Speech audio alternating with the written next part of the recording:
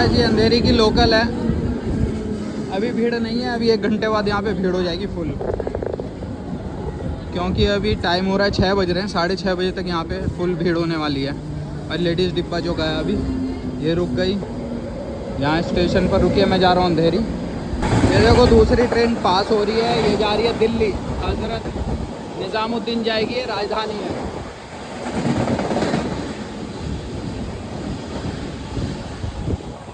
दो राजधानी जाती है यहाँ से, एक 5:30 और एक 4:30। ये 5:30 वाली थी।